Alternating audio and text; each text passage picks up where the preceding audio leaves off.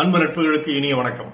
இன்றைய திருக்குறளும் மென்பொருளும் அதிகாரம் ஊடல் உவகை, குறள் எண் 1328. ஊடிப் பெருகுவம் கொள்ளோ நுதல் வியற்ப கூடலில் தோன்றிய உப்பு. நெற்றியில் உப்புச்சுவை தரும் வேர்வை தோணும்படியான கலவியை ஊடல் கொண்டு அதன் பின் பெறுவோம்.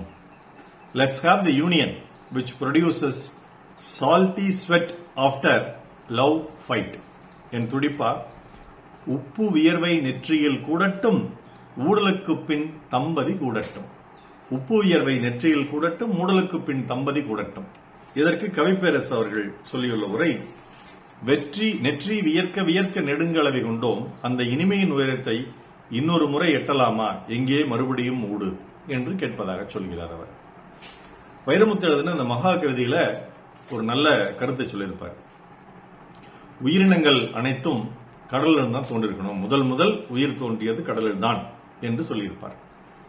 அது ஒரு சான்றாக நம்ம எப்படி சொல்லலாம்னா, நம்ம மனிதர்கள், நம்ம தான் பரிணாமத்தினுடைய உச்சம், பரிணாம வளர்ச்சியினுடைய உச்சம். நம்ம கண்ணீர் உப்பா இருக்குது,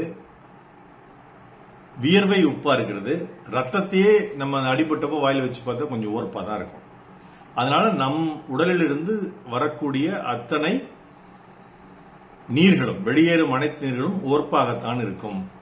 ஏனென்றால் நம் உடலில் ஓர்ப்பு அதிகம். அதற்கு காரணம் நாம் கடலில் இருந்து தோன்றியவர்கள், அதனுடைய வழிமுறைகள், வழித்தோன்றல்கள் அப்படின்னு சொல்லியிருப்பார். அப்போ அந்த உப்பு கரிக்கிற வியர்வை உடம்புல எங்கெங்க வருங்க? நகக்கண்ணில் வராது, உதடுகள்ல வராது, மீதி எல்லா இடத்துலயும் உடம்புல வருங்க.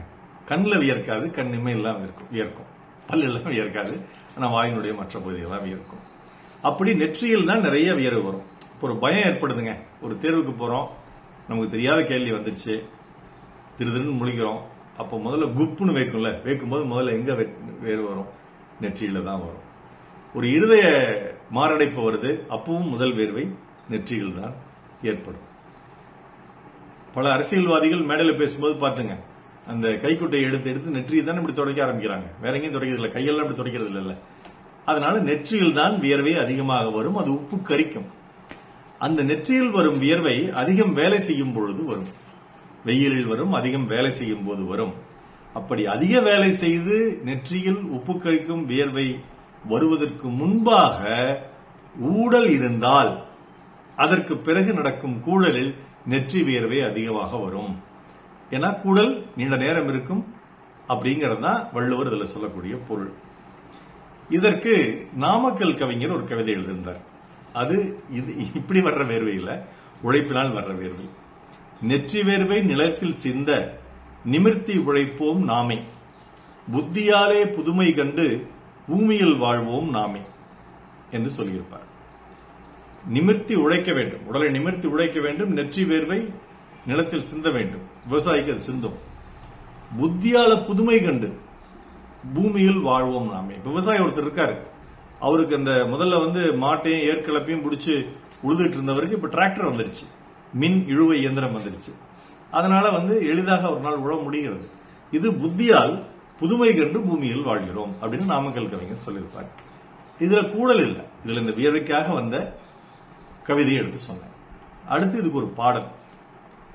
காத்து மட்டும் நுழையற காட்டுக்குள்ள, தூக்கணாங்குருவி கூட்டுக்குள்ள, ஒரு நாளில் என்னை குடியிருக்க வை வை வை வை வை, நீ சேலை திருடி கொண்டு போனாலும் மானம் காக்கும் கை கை, ஆடை என்பது பொய் பொய் பொய், அது கொண்ட பொருள் மட்டும் மெய் மெய் மெய், அத்தனை அழகியும் மையா கையில் வை வை வை, நெஞ்சுக்குள் கேட்பது தை தை தை, நினைச்சது முறப்படி செய் செய் செய், மெய்யும் மெய்யும் கலப்பதுதான் மெய் மெய் மெய் மெய். இங்க மெய் என்றால் உடம்பு, இரண்டு உடம்புகள் கலப்பதுதான் உண்மை என்று வைரமுத்து இந்த பாட்டில் சொல்லியிருப்பார். உப்பு கருவாடு ஊற வச்ச சோறு ஊட்டி விட வேண்டும் எனக்கு, முத்தமிட்ட நெத்தியில மார்புக்கு மத்தியில செத்து விட தோணுதா உனக்கு என்று முதல்வன் என்ற படத்தில் அர்ஜுன் அவர்களும் மனிஷா கொய்ரால் அவர்களும் அப்படி ஒரு குத்தாட்டம் போடுவாங்க. அந்த பாட்டுக்கு உண்மையிலேயே வியர்க்கும். சங்கர் மகாதேவனும் கவிதா கிருஷ்ணமூர்த்தியும் பாடியிருப்பாங்க, நல்லா பாடியிருப்பாங்க. இதைத்தாங்க இந்த குறளும் சொல்லுது.